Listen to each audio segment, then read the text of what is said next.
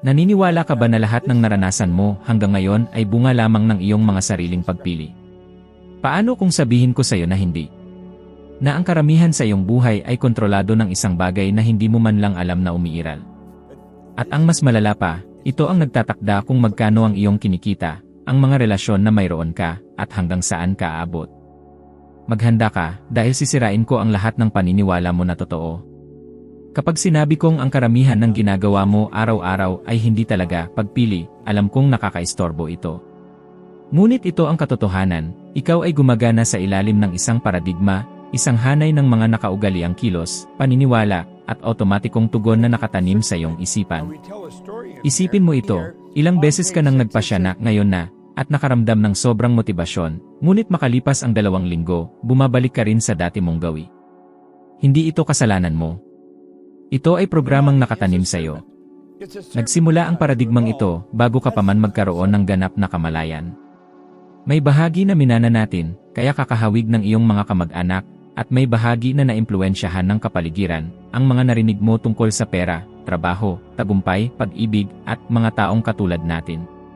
Kung ang isang bata na ipinanganak sa isang tahanang nagsasalita ng Ingles ay dinala sa isang pamilyang puro insik ang salita, lalaki siyang bihasa sa insik at hindi alam ang Ingles. Ang pumapasok mula sa labas ay nagiging programang panloob. Ganito rin ang nangyayari sa mga ideya tungkol sa kasaganaan at karapat-dapat na makamit ito. Kung sa 7 taong gulang mo ay narinig mo ang marumi ang pera, walang kwenta ang mayaman, magtrabaho ka ng husto at tanggapin ang buhay kung ano ito ang naging emosyonal mong katutubong wika tungkol sa pera. At sa wikang iyon ka pa rin nag-iisip sa edad na 35 pataas. Ngayon, bakit ito napaka-powerful? Dahil ang iyong subconscious ang nagmamaneho sa iyong katawan at mga kilos nang hindi humihingi ng pahintulot sa iyong kamalayan. Ang malay na isip ay nakaka-imagine, nakakapag-isip, at nakakapag-desisyon, ngunit kapag sinubukan mong pumili ng bago, hinahatak ng paradigma ang enerhiya ng iyong katawan pabalik sa nakasanayan. Naranasan mo na ba ang kaba sa tiyan kapag iniisip na humiling ng pagtaas sa sahod, magbukas ng negosyo, magsabi ng hindi, o mamuhunan sa sarili? Hindi ito senyales mula sa universo na huminto. Ito ang alarma ng paradigma na sumisigaw, delikado, hindi ito akma sa sinasabi kong ikaw ay. Hayaan mo akong magbukas ng aking puso. Sa loob ng maraming taon, ako ang perpektong halimbawa kung paano nakakulong ang paradigma. Umalis ako sa paaralan ng maaga at tinanggap ang anumang trabahong dumating. May isang araw sa isang workshop, nahati ng bandsaw ang aking hinlalaki, nakabitin lamang sa isang hibla. Sakit ito sa loob ng maraming buwan, ngunit mas masakit ang iniisip ko tungkol sa sarili ko, wala akong silbi. Pagkatapos, naging bumbero ako sa Toronto. Binabayaran ang mga bayarin, tinutupad ang oras ng trabaho, at pinaniwala ang sarili na ito na, ganito talaga ang buhay. Sinabi ko sa sarili, kapag may natirang pera, magbabago ako. Ngunit hindi talaga natitira. Hindi ko nakita na hindi kulang ang lakas, kulang ang bagong paradigma. Hanggang sa may isang lalaki na nagbigay sa akin ng Think and Grow Rich. Isang malaking gulat iyon. Hindi agad nabago ang lahat sa isang araw, ngunit sa unang pagkakataon, nakita ko ang mga kable sa likod ng dingding. Hindi ako tamad, ako ay nakaprograma. Ikaw na may 35, 40, 50 nakikilala mo ba ang kwentong ito? Nangangako kang mag-ipon ng pera, ngunit pagtingin mo, isang walang kasalanang si pagbili ang kumain sa iyong ipon. Sinasabi mong pag-uusapan ang pera sa iyong kapareha, ngunit nauurong ito sa kapag kumalma na ang lahat. Iniisip mong magsimula ng negosyo, ngunit sumisigaw ang isip at ang mga bata. At ang insurance. At kung pumalya? Tiwala ka sa akin, ang mga takot na ito ay otomatikong tugon na nilikha upang panatilihin ka sa nakasanayan. Maaaring masikip ang nakasanayan, ngunit komportable ito para sa iyong paradigma, at mas gusto nito ang ginhawa ng kakulangan kaysa sa kawalang katiyakan ng paglago. Gusto mo ng simpleng karanasan na magpapatunay kung paano namumuno ang otomatiko. Bukas, habang nagsisipilyo ng ngipin, gamitin ang kabaligtarang kamay. Iyon lang. Mukhang katawa-tawa at hindi komportable. Hindi mo nakalimutang magsipilyo ng ngipin, lumabas ka lamang sa landas na kilala ng iyong katawan. Ganito rin kapag sinubukan mong mag-ipon ng 10% ng sahod, tanggihan ang paanyaya na nagpapabagal sa iyo, o sabihin ito ang singil ko nang walang paghingi ng paumanhin. Ang hindi komportable ay hindi patunay na hindi para sa iyo. Ito ay patunay na pansamantalang nawalan ng kontrol ang lumang gawi, at dito nagsisimula ang pagbabago. Gusto kong obserbahan mo ng mabuti kung paano nagpapakita ang paradigma sa iyong pang-araw-araw na buhay bilang isang adulto. 3 klasikong lugar. Pera, panloob na mga pananalita tulad ng hindi ko karapat-dapat, pangit ang gustong kumita ng higit, mas mabuti ng huwag subukan. Kapag may bigla ang deposito, agad na may lumalabas na madali ang gastos para ubusin ito. Oras, sinasabi mo, wala akong oras, ngunit gumugugol ng 40 minuto sa pag-scroll sa feed upang maibsan ang pagkabalisa. Hindi ito libangan, ito ay pampamanhid. Impresyon sa sarili, tinitingnan mo ang sarili sa salamin at iniisip, hindi ako nasa ganitong antas. Bawat desisyon sa pananalapi ay sinusubukang patunayan ang ideyang ito. Kapag may malaking posisyon na dumarating, sinasabotahe mo ang sarili upang hindi sumalungat sa paniniwala mo sa sarili. Gawin natin itong praktikal ngayon. Kumuha ng kwaderno at simulan ang tinatawag kong audit ng paradigma, 7 araw. Simpleng panuntunan. Sa bawat pagkakataon na may tungkol sa pera, oras, o karapat-dapat na makamit na magdulot ng emosyon, takot, inis, kahihiyan, huminto ng 30 segundo at isulat ng eksakto ang linyang dumating sa isip mo. Huwag baguhin, huwag palamusan. Halimbawa, kung sisingilin ko ito, pagtatawanan nila ako. Ang pera ay sumisira sa mga tao, hindi mo maaaring maging isang responsableng magulang at kumita ng maayos ng sabay. Sa tabi nito, isulat kung saan ito malamang na nagmula, ina, ama, paaralan, simbahan, unang boss, o isang masakit na karanasan noong ikaw ay 12 taong gulang. Magugulat ka sa mapagtanto na ang boses na yon hindi iyo. Sa huli, gumawa ng isang praktikal na kontrapahayag na maaari mong isagawa ngayon. Walang mahiwagang kapangyarihan, isang gabay sa kilos lamang. Halimbawa, kapag naisip ko na wala akong oras, agad kong itatakda ang 20 minuto sa aking kalendaryo ngayon. Kapag narinig kong mahal ito, tatanungin ko kung anong halaga ang nalilikha nito at hahanapin ko ang 3 paraan upang makuha ito. Maaaring iniisip mo, ngunit may mga anak ako, mga bayarin, hindi ko kayang magbigay ng ganoong luho. Nirespeto ko iyon. At ito ang dahilan kung bakit iginiit ko, wala kang luho na magpatuloy sa autopilot. Sa edad 35 pataas, bawat taon na inuulit mo ay mas mahal kaysa sa naunang taon. Ang paradigma ay naniningil ng mataas na interes, sa kalusugan, kasiyahan, at mga nawalang pagkakataon. Ipinapakita ng mga pag-aaral sa pag-ugali na isang malaking bahagi ng ating araw ay pinamamahalaan ng mga otomatikong gawi, hindi ito kakulangan sa karakter, kundi mekanismo ng isip. Ang solusyon ay hindi lakas ng loob, ito ay sinadyang reprogramming.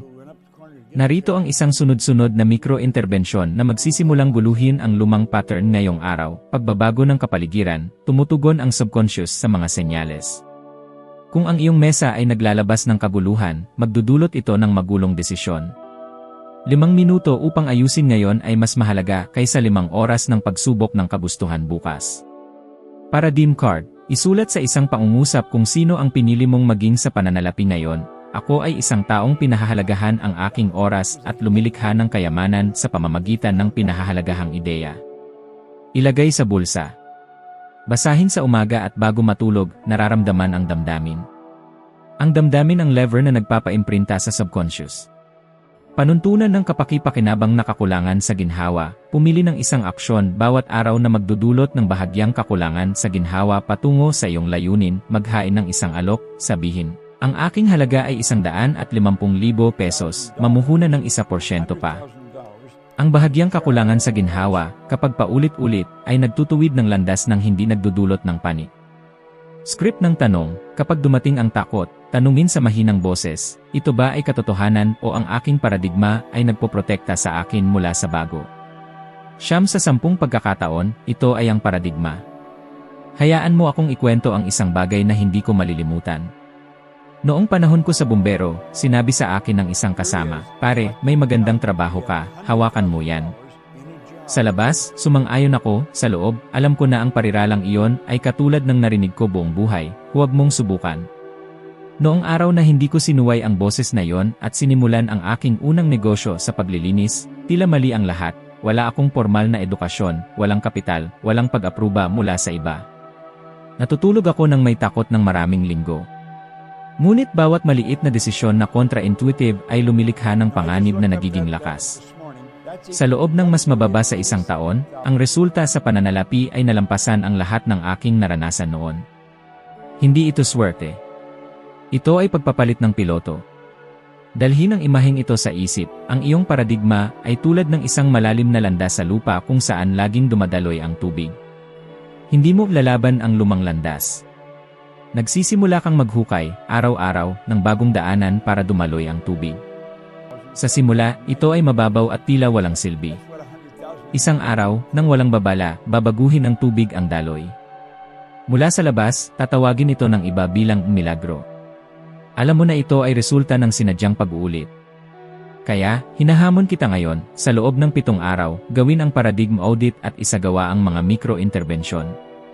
Huwag makipagtalo sa lumang gawi, obserbahan, isulat, palitan at kumilos.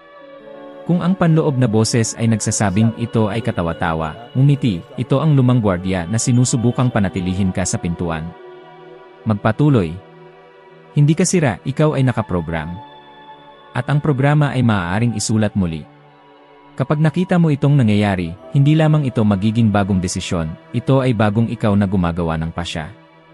Kapag sinasabi ko na mayroong nakatagong batas, isang frequency na namamahala sa iyong naakit, hindi ako nagbabanggit ng maganda lang na jargon, inilalarawan ko ang mekanismong paulit-ulit kong naobserbahan, ang batas ng vibration. Sa pinakapayak, lahat ay may vibration, ang katawan, mga ideya, damdamin. Ang pumapasok sa iyong isipan ay naiimprinta bilang ritmo sa iyong pagkatao, at ang ritmong ito ang nag-uutos sa iyong mga pagpili at, sa gayon, sa mga resulta na makukuha mo. Madalas kong tinalakay ito sa aking mga seminar, na ang paradigma ay kumokontrol sa vibration ng katawan, at ang mga pag-isip na kaayon ng paradigma ay nagdudulot ng predictable na aksyon. Isipin ito, kung ginugugol mo ang buhay na inuulit ang mga pariralang tulad ng mapanganib ang pera, ang mayayaman ay hindi mabuti, o hindi ito para sa mga tulad natin, ang mga pariralang ito ay hindi walang laman. Ito ay mga elektrikal na signal na nagdadala ng katawan sa isang komportableng frequency ng kakulangan. Ito ay lumilikha ng hindi nakikitang magnet para sa mga sitwasyong nagpapatunay sa paniniwala. Hindi ito mistisismo para magbenta ng kurso, ito ay simpleng paraan kung paano nagsasabay ang utak, damdamin at kilos. Ipinapakita ng modernong sikolohiya na ang mga gawi at otomatisasyon ay nabubuo sa pamamagitan ng pag-uulit. Ipinapakita ng mga pag-aaral sa pagbuo ng gawi na ang otomatisasyon ng isang routine ay nangangailangan ng oras at tuloy-tuloy na pag-uulit. Ang karaniwang panahon para ang isang bagong routine ay maging otomatiko ay maaaring mas mahaba kaysa sa inaakala mo. Ang median na nahanap ay humigit kumulang 66 na araw sa pananaliksik sa pagbuo ng gawi. Ngayon, kung sasabihin mo, sige, susubukan kong mag-isip ng positibo, pero may mga bayarin at responsibilidad ako, hindi ito para sa akin, dito pumapasok ang agham upang magbigay sa iyo ng isang mapa. Kapag ang isip ay puno ng mga alalahanin sa pananalapi, bumababa ang iyong kakayahang kognitibo, ito ang tinatawag ng mga mananaliksik na buwis sa bandwidth, ang kakulangan ay kumukonsumo ng atensyon, nagpapaliit ng pag-isip, at nag-udyok ng agarang desisyon na nagpapatuloy sa problema. Ipinapaliwanag nito kung bakit madalas na nauwi sa wala ang mabubuting intensyon sa gitna ng mga kagyat na pangangailangan sa pera, hindi kakulangan sa karakter ang dahilan, kundi kakulangan sa mental na kapasidad dahil ang kakulangan ay sumasakop sa espasyo na kailangan para magplano. At may praktikal na tulay sa pagitan ng iyong vibrasyon at realidad, ang emosyon. Ipinapakita ng agham ng emosyon na ang positibong estado ay nagpapalawak ng kakayahan mong makita ang mga opsyon at bumuo ng mga yaman, ang tinatawag na teorya ng broaden and build, ay naglalarawan na ang positibong emosyon ay nagpapalawak ng mga repertoire ng pag-isip at pagkilos, kaya nagtatayo ng psikolohikal na kapital para kumilos ng iba at pumili ng mas maayos. Ibig sabihin, kapag sistematikong pinapalago mo ang mga nakabubuo na emosyon, literal na nadaragdagan mo ang saklaw ng mga opsyon na nakikita mo.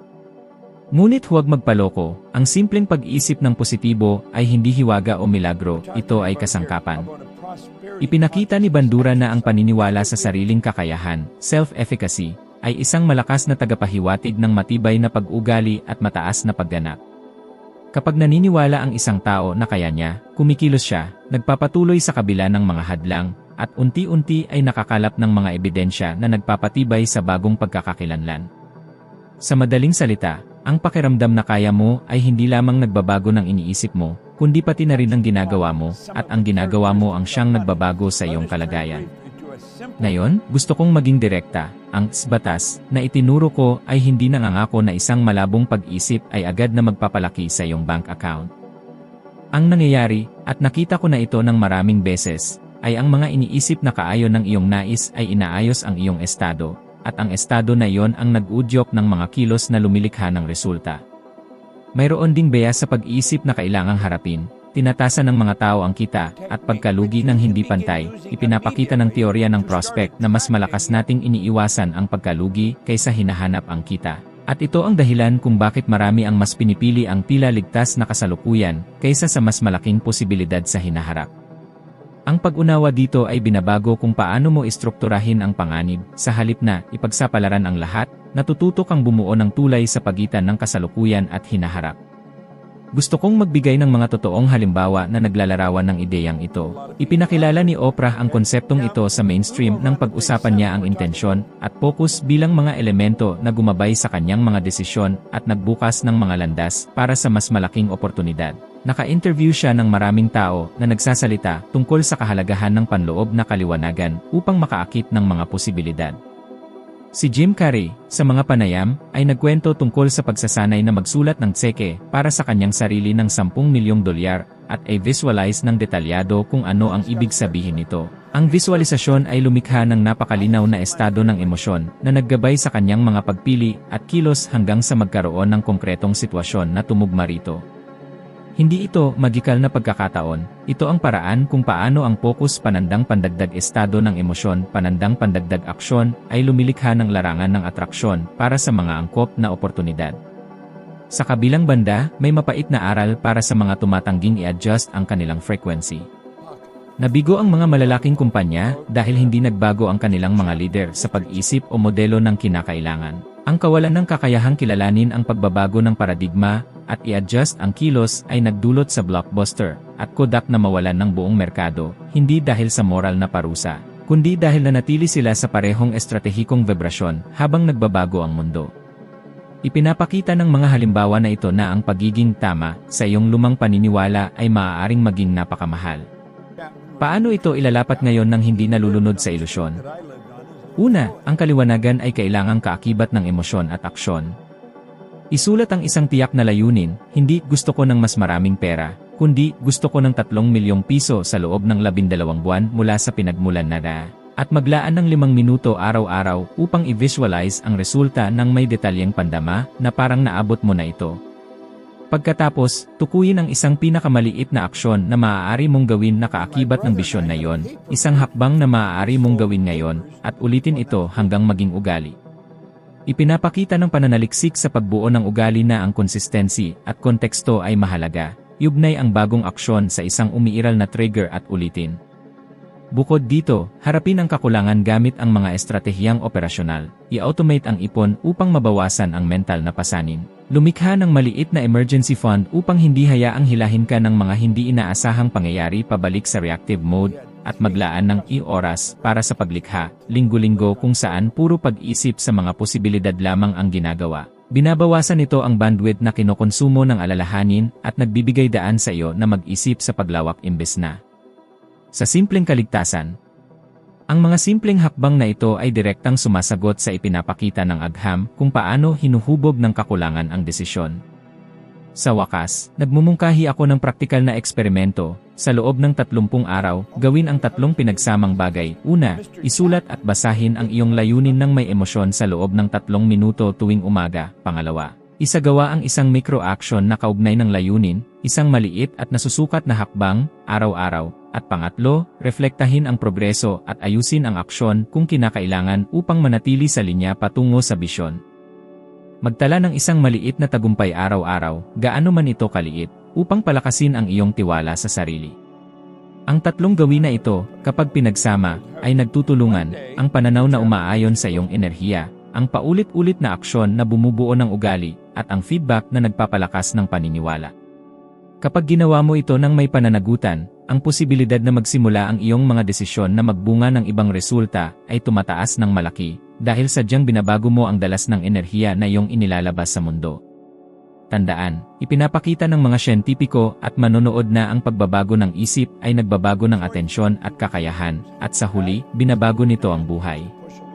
Ngayon, itanong mo sa iyong sarili, mas komportable bang manatili sa nakasanayan dahil ganito na ang palaging nangyari, ngunit ang parehong kaginhawahan na iyon ang nagtitiyak na ulitin mo ang parehong pattern? O mas pipiliin mo bang tanggapin ang maliit na kakulangan sa ginhawa ngayon upang lumikha ng mga posibilidad na, sa loob ng ilang buwan, ay tila hindi maiiwasan? Ang ipinagbabawal na gawi ay napakaselan kaya halos hindi mo mapapansin. Ang pamumuhay sa autopilot, paulit-ulit na iniisip at ginagawa ang parehong mga aksyon araw-araw, umaasang magbabago ang buhay.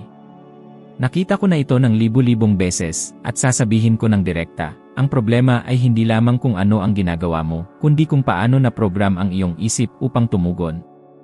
Ang paradigma ay, literal, isang kalap ng mga gawin na naka-embed sa iyong subconscious, mga ideya na isinasagawa mo nang hindi iniisip, at ito ang nagpapatakbo ng daloy ng iyong araw-araw. Kung nais mong sirain ang ipinagbabawal na gawin na ito, gawin ito sa mga hakbang na siyentipiko at praktikal, hindi sa mga walang laman na pangako. Una, suriin ang loob, pumili ng isang asal na sumisira sa iyo, tulad ng pag-impulso sa paggastos, pagpapaliban sa isang bagay na may halaga sa pera, o pag-iwas sa usapan tungkol sa pananalapi, at i-record ito sa loob ng 7 araw. Ano ang nangyari bago ang aksyon? Ano ang iniisip at naramdaman mo? Ano ang natanggap mong gantimpala, ginhawa, kasiyahan, pag-iwas sa alitan? Ipinapakita ng pagsusuring ito ang eksaktong trigger, at dito nagsisimula ang pagbabago. Pangalawa, baguhin ang rutina, panatilihin ang gantimpala. Huwag subukang alisin ang gantimpala, ito ay totoo, palitan lamang ang rutina ng isa na magbibigay ng katulad na gantimpala. Kung ang gantimpala ng impulsibong pagbili ay pag-aalis ng stress, ang bagong rutina ay maaaring 5 minuto ng paghinga at pagsulat ng 3 praktikal na solusyon sa stress, parehong ginhawa, ibang kilos. Ipinapakita ng pananaliksik na hindi nawawala ang mga gawi sa mahika. Ang bagong rutina ay kailangang isagawa sa parehong konteksto ng trigger hanggang sa maging matatag. Pangatlo, gamitin ang sipag-stack ng mga gawi upang iangkla ang bagong aksyon sa isang routine na otomatiko na. Iugnay ang bagong rutina sa isang rutinang ginagawa mo na nang hindi iniisip, halimbawa, pagkatapos magsipilyo ng ngipin. Umiiral na rutina, isusulat ko ang isang tanong tungkol sa aking pera, bagong rutina. Ang teknik na ito ay malaki ang posibilidad ng pagpapatuloy dahil hindi ka lumilikha ng bagong trigger mula sa simula, ginagamit mo ang isa ng nakatayo na. Pang-apat, gawing tiyak ang mga malabong intensyon, bumuo ng kikung pagkatapos na plano. Sa halip na sabihin magbabayad ako ng mas kaunti, sabihin, kung makaramdam ako ng pagnanais na bumili ng impulsibo, hihintayin ko ang 24 na oras at isusulat ang 3 layunin na dahilan para bumili. Kung pagkatapos ng 24 na oras ay makatuwiran pa rin, bibili ako. Ipinapakita ng mga pag-aaral na ang mga planong, kung pagkatapos, ay nagpapataas ng posibilidad na maisagawa ang nais na aksyon, dahil ito ay ginagawang malinaw ang trigger at otomatiko ang tugon. Panglima, igalang ang makatotohanang oras ng pagbabago. Huwag asahan na ang pagwasak sa matagal ng nakagawi ang gawi ay mangyayari sa loob ng ilang araw. Ayon sa mga obserbasyon, ang oras para maging otomatiko ang bagong rutina ay umaabot sa ilang dosenang araw. Maraming tao ang nagugulat na kailangan ang linggong pagsasanay para humupa ang kakulangan sa ginhawa. Hindi ito dahilan para magpaliban, ito ay babala upang magpatuloy ng may sistema. At ngayon, aplikasyon para sa may mga bayarin, pamilya at takot. Pumili ng isang gawi sa pananalapi na paulit-ulit na nagkakagastos sa iyo, halimbawa, palaging umorder ng pagkain kapag pagod, o tumatanggap ng trabaho nang hindi sinisingil ang tamang halaga. Gawin ito sa loob ng 21 araw, malinaw na protocol. Unang araw, i-record ang trigger rutina gantimpala. Ikalawang araw, tukuyin ang kapalit na rutina at isulat ang ikung pagkatapos na plano. Mula ikatlo hanggang ika-21 araw, isagawa ang kapalit na rutina. I-stack ito sa umiiral na rutina at itala ang isang maliit na tagumpay bawat araw. Ang kombinasyon ng kalinawan, ano ang dapat gawin, konteksto, kailan at saan, emosyon, bakit ito mahalaga, at pag-ulit ay ang makina na nagre-reprogram ng mga paradigma. Huwag isipin na ito ay isa pang teknik sa self-help. Sumusulat ang mga siyentipiko tungkol sa kung paano binabago ng mga sosyal na gawi, konteksto, at paulit-ulit na aksyon ang neural na aktibidad at inilipat ang kontrol ng kilos mula sa kamalayan patungo sa otomatikong sirkito. Ibig sabihin, Ang iyong sinasadyang pagsasanay ay binabago ang katawan na kumikilos ng otomatiko.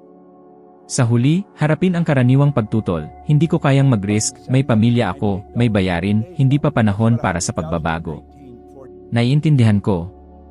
Ngunit ang manatiling nakatali sa parehong pag-isip dahil sa takot sa pagbabago ay, sa katagalan, mas malaking panganib, unti-unting nauubos ang mga oportunidad at kagalingan. Ang maliliit na pagbabago, kapag inuulit ng may sistema, ay pinoprotektahan ang iyong seguridad at sabay na nagbibigay daan sa paglago. Ang iyong paradigma ay pinapahalagahan ang seguridad, ang iyong kamalayan ay, gamit ang tamang kasangkapan, maaaring gumawa ng pagbabago.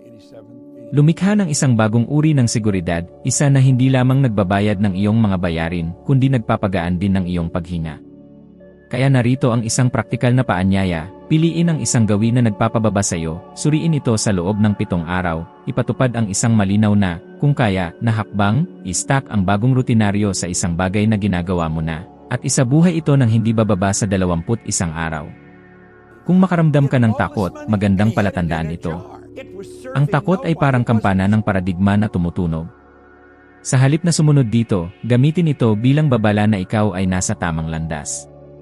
Baguhin ang rutinaryong ito sa araw-araw at sisimulan mo na talagang sirain ang lahat ng pinaniniwalaan mong hindi mababago. Takot. Ang maliit na salitang ito ay may kapangyarihang patahimikin ang buong mga pangarap. Kapag binabanggit ko ang takot, hindi ko lang tinutukoy ang matinding kaba bago tumalon, tinutukoy ko ang mga maliliit na tinig na bumubulong ng mamaya na lang, hindi ngayon, masyadong delikado. Ang mga tinig na ito ay may ritmo, tono, at tirahan, nakatira sa parehong bahagi ng iyong utak na nagpanatili sa iyong kaligtasan noong ikaw ay 7 taong gulang. At sa edad na 35, 40, 50, natutunan na nila ang isang buong repertoire ng mga dahilan upang panatilihin kang ligtas, ngunit nakakulong. Naisip mo na ba kung ilang pintuan ang naiwan mong nakasarado dahil sa isang sipaano kung? Ilang panukala ang hindi mo na isagawa, ilang pangarap ang inilagay sa estante, dahil ang isang maliit na hindi komportableng pakiramdam ay tumunog ng mas malakas kaysa sa iyong pangitain. Ang takot ay kumikilos bilang bodyguard ng paradigma. Kapag ipinapaliwanag ko ang mga paradigma sa aking mga seminar, ipinapakita ko na hindi lang ito teorya, ito ay pang-araw-araw na praktika, hinihila ng paradigma ang iyong katawan at inilalagay ka sa panginginig ng kilalang bagay. Ang kilig o lamig sa tiyan kapag iniisip mong magpalit ng trabaho, humingi ng karagdagan, ipaglaban ang iyong halaga, o magsimula ng negosyo ay hindi tanda ng kakulangan, ito ay alarma ng paradigma na nagsasabing delikado, hindi ito para sa atin. Ang otomatikong makina na ito ay hindi pinapansin ang iyong malalim na hangarin, nais lamang nitong panatilihin ang kilala. Ang dahilan kung bakit traitor ang takot ay dahil binabaluktot nito ang persepsyon ng panganib. Pinahahalagahan ng ating utak ang pag-iwas sa pagkawala ng higit kaysa sa paghahanap ng kita, ito ay likas sa tao. Iniiwasan mong kausapin ang boss tungkol sa dagdag na sahod dahil ang posibilidad ng pagtanggi ay mukhang mas malaki kaysa sa kagalakan ng dagdag na kita. Ipinagpapaliban mo ang pamumuhunan dahil ang potensyal na pagkakamali ay mas malakas kaysa sa oportunidad ng kalayaan. At kapag pinipilit ng mga bayarin, ang presyon ay nagpapaliit ng iyong pag-isip. Ang isip na abala sa emerhensya ay bumabawas sa kakayahan mong magplano at mag-isip ng stratehiko. Hindi ito moral na kahinaan, ito ay isang biolohikal na mekanismo na kailangang maunawaan upang mapagtagumpayan. Isang pamamaraang ginagamit ko at itinuturo ay ang unti-unting pagpapakita. Piliin ang isang aksyon na nagdudulot ng takot, gawing maliit ito, at ulitin. Kung paralisis ka sa paghingi ng dagdag, magsimula sa pagsusulat ng sasabihin mo sa loob ng 3 araw. Sa ika-4 na araw, mag-ensayo kasama ang kaibigan. Sa ika-7 araw, humingi ng maikling usapan sa iyong boss. Ang bawat maliit na tagumpay ay muling nagpo-programa sa subconscious. Ang konkretong karanasan ay tumatalo sa haka-haka ng panganib. Isa pang pamamaraan ay ang budget ng pagkakamali, payagan ang sarili na magkamali sa 1% ng oras bilang bahagi ng pagkatuto. Kapag ang pagkabigo ay hindi natabuo, ang pag-risk ay nagiging pamumuhunan sa datos at paglago. Sa larangan ng emosyon, kailangan nating sanayin ang kalamnan ng tapang tulad ng pagsasanay sa katawan. Ang sensory visualization ay hindi pantasya, ito ay mental rehearsal na nagpapabawas ng kaba at naghahanda sa aksyon. Pagsamahin ang visualization sa agarang micro-action, pakiramdam panandang pandagdag kilos katumbas equals pagkatuto. At itala, ipagdiwang ang maliliit na hakbang. Ang self-efficacy ay ipinanganak mula sa paulit-ulit na ebidensya na kaya mong impluwensyahan ang resulta. Nagmumungkahi ako ng praktikal na eksperimento. Sa loob ng 14 na araw, gumawa ng isang i-aksyon ng tapang kada araw, maliit, nasusukat, at hindi komportable. Maaari itong tumawag sa isang kliyente, magpadala ng panukala na may patas na halaga, magsabi ng hindi sa isang bagay na sumasakop sa iyong oras, o magsimula ng tapat na usapan tungkol sa pera sa iyong kapareha. Sa pagtatapos ng 14 na araw, suriin, alin sa mga takot ang napatunayan? Alin ang nawala?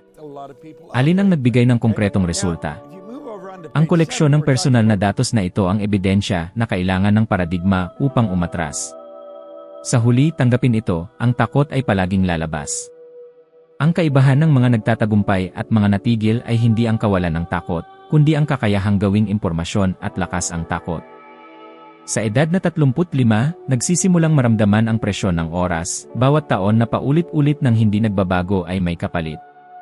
Huwag maging mahigpit sa sarili, maging stratehiko. Pangalanan, planuhin, unti-unting ipakita ang sarili, itala at ulitin. Kung gagawin mo ito ng tapat, ang tila napakalaki ngayon ay magiging rutinaryo bukas, at sa hindi inaasahan, titingin ka sa likod at makikita mo na ang takot ay nagsilbing palatandaan lamang na ikaw ay tumatawid patungo sa mas malaki. Kung may isang bagay na kailangan mong dalhin mula rito, ito ay, wala talagang nagbabago hanggat patuloy kang nag-isip at kumikilos sa loob ng parehong pattern.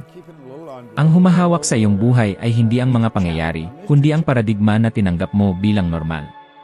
Kapag naunawaan mo ito at sinimulang baguhin mula sa loob palabas, bawat pagpili ay magkakaroon ng ibang bigat, at ang tila imposible ay magsisimulang kumilos patungo sa iyo. Ngayon, huwag tumigil dito. Ang susunod na video na lumalabas sa screen ay isa pang hakbang para umakyat ka sa susunod na antas ng iyong kaalaman at maging 1% na mas mahusay kaysa sa kasalukuyan mong sarili. Salamat sa pagsama sa akin hanggang dito.